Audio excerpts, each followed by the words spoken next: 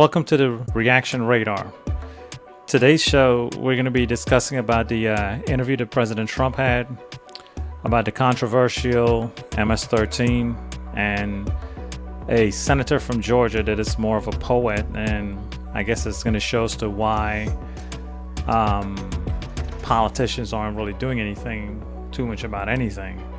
But without any further ado, let's get into this. President Trump sparring with ABC News anchor Terry Moran on his best issue with voters, deportations. Things getting pretty heated over the ongoing case of alleged MS-13 gang member Kilmar Abrego Garcia. Watch it here.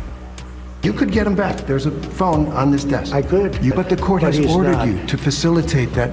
I'm not the one making this decision. We have lawyers that don't want. He had MS-13 on his knuckles tattooed. Oh, he had some tattoos that are interpreted that way. It says MS-13. That was Photoshop. You want me to show you the picture? I'm not an expert. So the interesting thing about this is that, first of all, you are a reporter doing an interview with the President of the United States of America, arguably one of the most important. Why wouldn't you do some research? You're going to tell the president to pick his phone up and call to make things happen. First of all, this is a controversial topic to begin with, but you got to understand they can't do that. You know, there's policies, cross-country legalities and things of this nature that needs to be done. And the important thing and the interesting thing is that, you know, these reporters, none of them are accepting the fact that this individual could possibly be an illegal immigrant. Because I asked this question, and I want you to think about this for a second.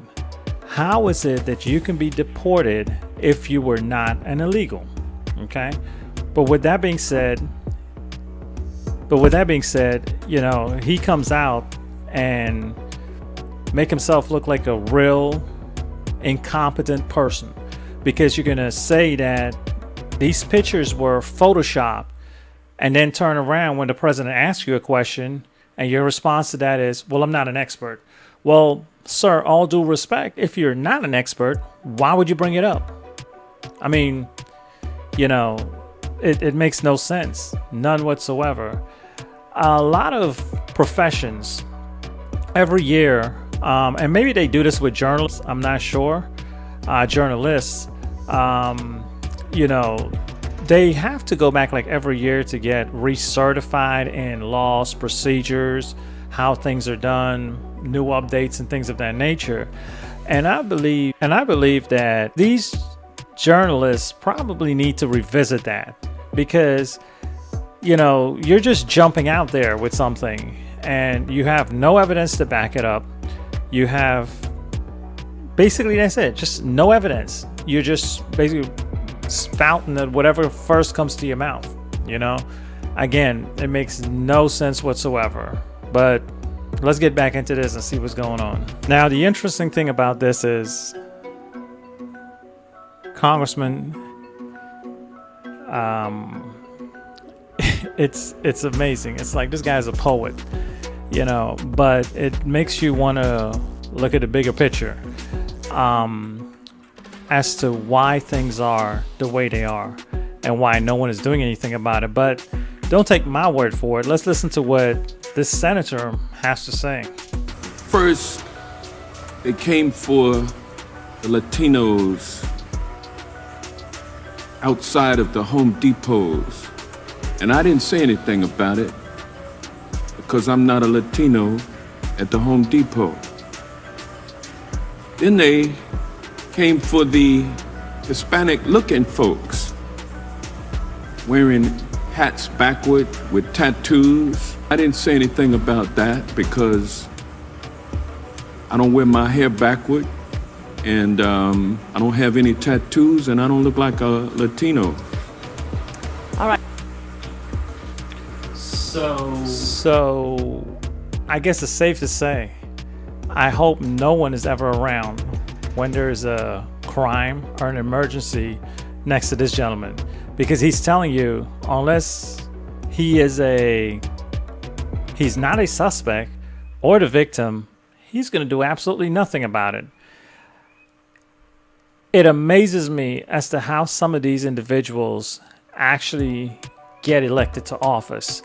I mean, I'm not sure. I mean, are we just like reaching into a cereal box and pulling out a list and say, oh, hey, congratulations, you're going to be in office? Or reach back into the cereal box and pull it out and like, oh, hey, congratulations, you're going to be a journalist today?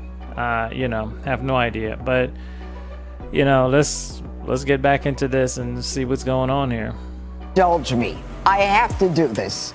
I am sick and tired of the issue of whether or not Abrego Garcia is an MS-13 gangbanger, okay?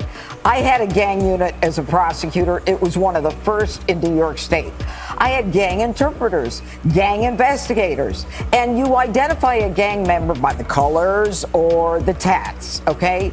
And the gang interpreters have made it very clear that the marijuana on his finger is for M. And the S on his finger, or it's not S, it's smiley face, is for the S. And the plus sign is equal to 1, and the skeleton is equal to 3. That's what a gang interpreter would tell you. The weed, the smile, the plus, and the skeleton means you're MS-13. End of the story, okay? Now, number 2. The guy comes here not as an illegal through the regular ports. He comes in as a getaway. He didn't want anyone to know he was coming in. He gets here, he beats his wife, not once, but twice. 2 orders of protection. Beats the hell out of her. And that's another very, very interesting thing that Judge Jeanine is talking about. Because out of all of these reporters that want to say that this gentleman is like, oh, he's illegal and this is happening, you're not reporting that this gentleman was involved with a domestic violence. And like they said, it's not once, but twice. And also, there's another incident that Judge Jeanine is going to bring up here, but also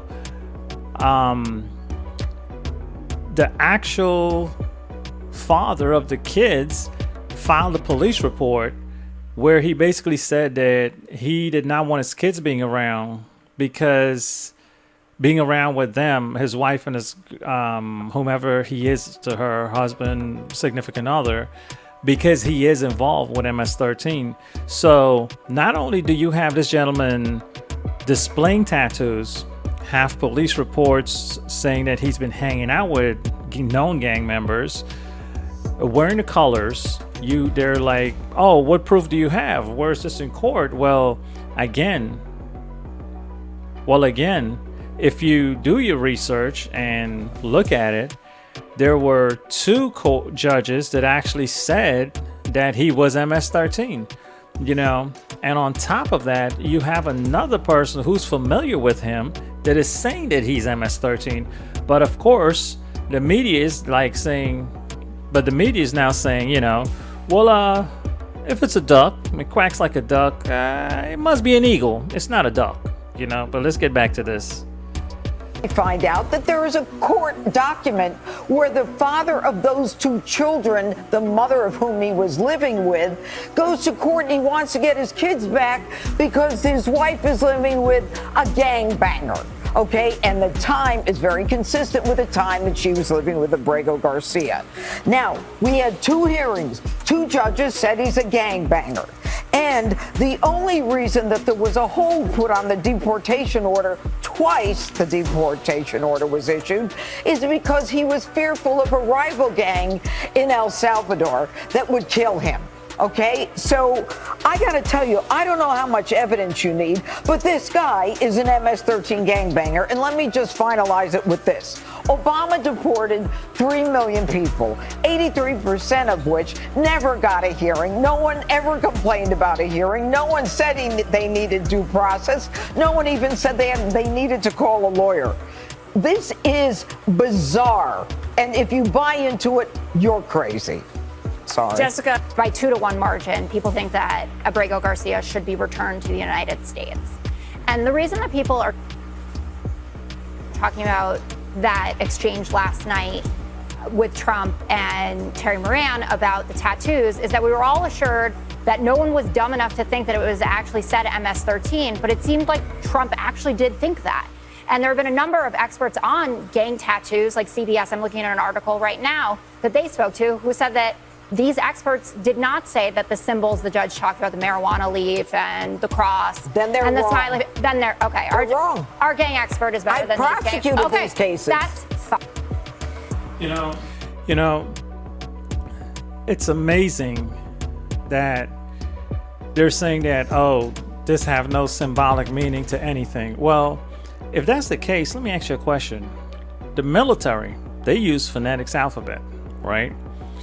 Law enforcement, other type of professions like that, they use that for a reason. You know, like for example, the military would say Alpha Bravo Charlie Delta, that is A, B, C, D, E.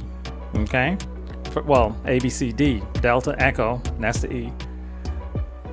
But the reason they use that is, one, so that you have it on, and two, if you were using that in a jargon, you would throw off people who actually wouldn't know that verbiage. You know, so somebody in a gang that is trying to cover up their involvement, you know, come on, are you serious right now? Seriously. Well, that concludes our show. Thank you for joining in with me. The link for this entire thing is in the description. And as usual, if you like the content, please hit a like, subscribe, and drop a comment. Until the next one, please stay engaged and informed. Have a good one.